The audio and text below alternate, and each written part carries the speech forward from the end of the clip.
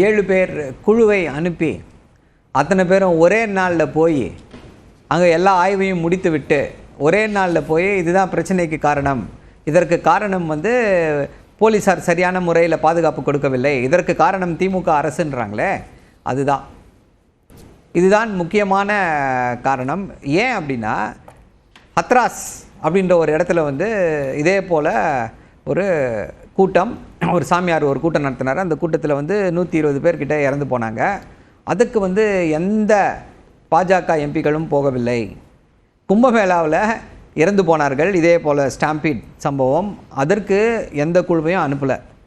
So இப்படி big and choose பண்ணி திமுக ஆளுகிறது, இங்கே தேர்தல் வருகிறது, குழம்பிய குட்டையில் மீன் பிடிக்கலாம் அப்படின்ற அடிப்படையில் இந்த எம்பிக்கள் எல்லாம் கிளிப்பிள்ளைக்கு சொன்னது போல் சொல்லிவிட்டு சென்றிருக்கிறார்கள். அந்த இவங்க பேட்டி கொடுத்தாங்க, எம்பி எல்லாரும் மாற்றி மாற்றி பேட்டி கொடுத்தாங்க, எல்லாருமே பார்த்தாங்க, பேட்டி கொடுத்தாங்க. அவங்க எல்லாருமே கிளிப்பிள்ளை போல் இதை தான் சொல்லிகிட்டே இருந்தாங்க. ஸோ அவங்கக்கிட்ட கேட்ட கேள்வி, அவங்க ஒரு விவாதத்தில் என் கூட வந்தாங்க, இங்கே ஆங்கில ஊடகத்தில் மணிப்பூருக்கு போவீங்களான்னு கேட்டேன். இங்கே வந்திருக்கீங்க, மணிப்பூருக்கு ஏதாவது குழு அனுப்ப சொல்வீங்களான்னு சொல்லி அங்கே ஒரு எம்பி கிட்ட கேட்ட, பெண் எம்பி கிட்ட பதில் இல்லை, அப்படியே போயிட்டாங்க, அந்த ஷோவில் இருந்தே கிளம்பிட்டாங்க அவங்க. ஸோ இப்படித்தான் இவர்களுடைய இது இருக்குது. அதே போல் இன்னொரு முக்கியமான விஷயம் என்னவா பார்க்குறோம் அப்படின்னா, தாவேகா என்ன செய்திருக்கிறார்கள்னா ஒரு மனுவை தாக்கல் செய்திருக்கிறார்கள். அதாவது இந்த வழக்கு விசாரணை தமிழக போலீஸார் செய்யக்கூடாது, சிபிஐ செய்ய வேண்டும் அப்படின்னு சொல்லியிருக்காரு.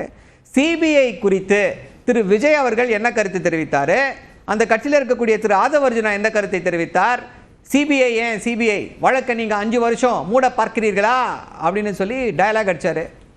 இப்போ ஏன் அவர் சிபிஐ கேட்குறாரு, இந்த வழக்கை உண்மை தெரியக்கூடாது என்று 5-6 வருஷம் மூட பார்க்குறீங்களா அப்படின்னு சொல்லி நம்ம கேட்கலாமா? கேட்டால் அது சரியாக வருமா? இப்போ சிபிஐக்கு போனால் என்ன ஆகும்? இந்த வழக்கு விசாரணை சிபிஐக்கு போச்சு அப்படின்னா கண்டிப்பாக என்ன பண்ணுவான், பாஜகவில் இருக்கக்கூடியவர்கள் இதை வைத்து அவரை மிரட்டுவார்கள். அஜித்குமார் வழக்கு சிபிஐக்கு தான் போயிருக்கு.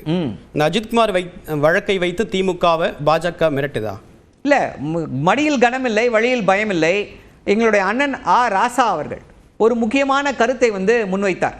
என்ன சொன்னார் அப்படின்னா, ஐயா நீங்கள் எல்லாரும் அந்த சம்பவம் நடந்த உடனே யாருமே அங்கே இல்லாமல் உடனடியாக ஓடினாங்க, அந்த இடத்த விட்டு ஓடி போனார்கள்.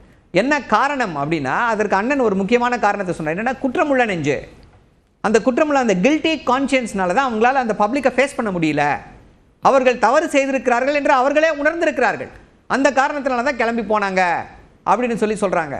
ஸோ அந்த அடிப்படையில் அவர்கள் பயப்படுகிறார்கள்.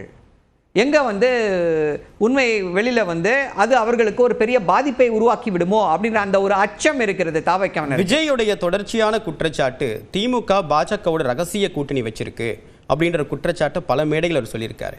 இந்த வாய்ப்பை பயன்படுத்தி விஜயை நீங்கள் நேரடியாக பாஜகவோட தொடர்பு படுத்துறீங்களா? ஐயா, அதாவது இன்றைக்கு இந்தியாவில் பாஜக ஆர்எஸ்எஸ் கூடாரத்தை கும்பலை எதிர்க்கக்கூடிய நெஞ்சுரம் படைத்த ஒரே தலைவன் யார் அப்படின்னா எம்கே ஸ்டாலின் மட்டும்தான். வேற யாருக்கும் அந்த தைரியம் நெஞ்சுரம் யாருக்குமே கிடையாது. 2014 தொடர்ந்து பாஜகவிற்கு எதிராக குரல் கொடுத்து கொண்டிருக்கக்கூடிய ஒரே இயக்கம் எது அப்படின்னா திமுக.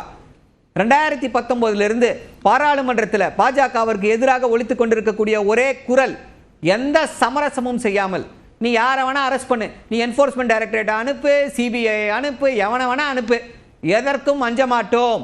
எங்களுடைய கொள்கை எதிரி பாஜக, எங்களுடைய அரசியல் எதிரி பாஜக, தமிழ்நாட்டுடைய ஒட்டுமொத்த தமிழர்களுடைய எதிரி பாஜக என்ற அடிப்படையில் பாஜகவை எதிர்த்து கொண்டிருக்கிறோம். we are the conscience keepers of the entire country. பாஜகவை எதிர்ப்பதற்கு எந்த விதமான அரசியலும் செய்ய மாட்டோம் அப்படின்னு தான் முதலமைச்சருடைய ஸ்டாண்டா இருந்தது. பாஜக மீதான இந்த விஷயத்தில் அரசியல் ரீதியாக எந்த விதமான நிலைப்பாடும் கிடையாது, அரசியல் ஆதாயம் தேட மாட்டோம் அப்படின்னு தான் முதலமைச்சர் ஃபர்ஸ்ட் நாள் சொன்னாரு. ஆனா 6வது நாட்கள்லயே 6 நாள் தான் கடந்திருக்கு. இன்னைக்கு திமுக இந்த சம்பவத்தில் விஜய்க்கும் பாஜகவுக்கும் தொடர்பு அப்படின்னு அரசியல் ரீதியாக ஒரு நிலைப்பாடு எடுத்திருக்கு. இல்லை தொடர்பு இல்லை, அதாவது எதை நோக்கி நகர்கிறார்கள். அதாவது இப்போ அரசியல் செய்ய மாட்டோம் அப்படின்னா ஒரு கை தட்டினா ஓசை வராது. அரசியல் செய்ய மாட்டோம்னு முதல்வர் சொன்னான்னா அது அவருடைய பெருந்தன்மையை காண்பிக்கிறது. மக்களுடைய நலன்தான் முக்கியம், எனக்கு வேற எதுவுமே முக்கியம் இல்லை அப்படின்னு சொல்லி தமிழ்நாட்டுடைய முதல்வர் ஒரு ஸ்டாண்ட் எடுக்கிறாரு. அப்போ மற்றவங்க அரசியல் பண்ணக்கூடாதுல என்ன பண்ணாங்க, ஐயா பொது வெளியில் அப்படியே கொட்டி கிடக்குது ரூட் அப்படின்னு ஒரு இன்ஃப்ளூயன்சர்ஸ் குரூப், அந்த குரூப்பின் மூலமாக கான்ஸ்பிரசி தியரி, இதற்கு காரணம் கத்தியால குத்துனாங்க. வெட்கக்கேடு சார். பாஜகவுடைய முன்னாள் தலைவர் கத்தியால குத்துனாங்களா? எங்க அண்ணன் செந்தில் பாலாஜி கேட்டாரு, கத்தியால குத்துனவர் எந்த ஹாஸ்பிட்டலில் போய் ட்ரீட்மெண்ட் எடுத்தாருன்னு. இவர்கள் சொல்வது அத்தனையும் பொய், புரட்டு. அதாவது இதுல எப்படியாவது ஏதாவது, அதாவது என்னன்னா அவர்களுடைய ஒரே ஆதங்கம் என்ன அப்படின்னா, இப்படி ஒரு பெரிய அசம்பாவிதம் நடந்து விட்டது, அதில் எல்லாருக்கும் தெளிவாக தெரிஞ்சிருச்சு, தாவேக்காவினர் வந்து அதில் வந்து ஒரு தவறு செய்திருக்கிறார்கள், அவர்களுடைய அதிகார பசி, ஆணவம் இப்படிப்பட்ட ஒரு சம்பவம் நடப்பதற்கு முக்கியமான காரணமாக அமைந்திருக்கிறது அப்படின்றது மக்களிடையே தெளிவாக தெரிந்து விட்டது.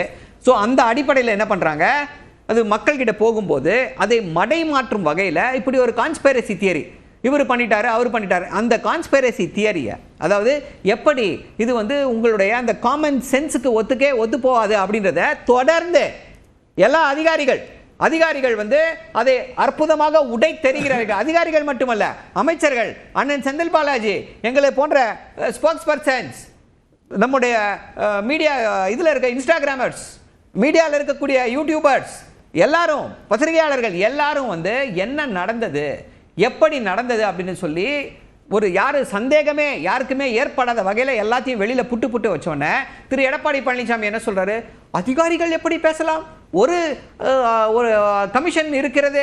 ஐயா கமிஷன் என்ன, commission is a quasi judicial பாடி, அதற்கும் அரசுக்கும் என்ன சம்பந்தம், அதை வந்து அரசோடு எப்படி தொடர்பு படுத்த முடியும், அது இண்டிபெண்டன்ட் பாடி. அங்கே அரசு ஆணையம் அமைத்து விட்ட பிறகு எப்படி அதிகாரிகள் பேசலாம்னா, அவருக்கு யார் எழுதி கொடுக்குறா ஸ்கிரிப்ட் இப்படிலாம்? அதிகாரிகள், அதாவது நீங்கள் என்ன குற்றச்சாட்டு சொல்றீங்க, போலீசார் சரி கிடையாது, போலீசார் சரியாக செயல்படவில்லை அப்படின்றீங்க, அப்ப யார் அதுக்கு விளக்கம் கொடுப்பா? ஐயா போலீஸ் அதிகாரி தானே விளக்கம் கொடுப்பாங்க. District administration is at fault அப்படின்றாங்க, அப்ப யார் அதுக்கு விளக்கம் கொடுப்பா? அந்த அதிகாரி தானே விளக்கம் கொடுக்கணும். அப்போ என்ன இவர்களுடைய நோக்கம் என்னவாக இருக்கிறது அப்படின்னா, ஐயோ அதிகாரிகள் எல்லாம் விளக்கம் கொடுத்துட்டாங்களே, உண்மை தெரிந்து விட்டதே, நம்மளால இதுல ஒரு அற்பத்தனமான அரசியலை செய்ய முடியவில்லையே என்ற அந்த பதட்டம் தான் இன்னைக்கு திரு எடப்பாடி பழனிசாமி அவர்கள் வந்து ஒரு முன்னாள் முதல்வர் இப்படி எல்லாம் பேசுவாரா அப்படின்னு நினைக்கக்கூடிய வகையில் அவ்வளவு இதா பேசியிருக்காரு. சரி, திரு கோவை சத்யன், ஒரு நபர் ஆணையம் அமைக்கப்பட்டது, ஆனால் அதற்கு முன்னதாகவே, அதனுடைய முடிவு வருவதற்கு முன்னதாகவே அரசுடைய செயல்பாட்டை விமர்சித்து எதிர்க்கட்சித் தலைவர் பேசியிருக்கார். ஏன் முடிவுக்காக காத்திருக்கவில்லை, இதில் அரசியல் ஆதாயம் தேட முயற்சிக்கிறது அப்படின்ற குற்றச்சாட்டு அதிமுக மீது முன்வைக்கப்படுது. உங்களுடைய பார்வை என்ன? மாலை வணக்கம். அனைவருக்கும் சரஸ்வதி பூஜா மற்றும் விஜயதசமி நல்வாழ்த்துக்கள். சார், இது மொத்தமாக இதை அரசியலாக்குனது வந்து திமுக தான், அதில் மாற்றுக்கிறதே கிடையாது. தன்னோட நிர்வாக தோல்வியை மறைக்கிறதுக்கு, மடைமாற்றம் பண்ணுவதற்கு அவங்க அடுத்தடுத்து செய்யக்கூடிய செயல்கள் தான் எல்லாருக்கும் சந்தேகத்தை கிளப்பிச்சே ஒழிய, இவர்களுடைய நடவடிக்கை தான், எங்கள் அப்பா குதிரைக்குள்ள இல்லைங்கிற மாதிரி இவங்களோட நடவடிக்கை தான் அடுத்தடுத்து சந்தேகங்கள் வலுப்பெற காரணமாகி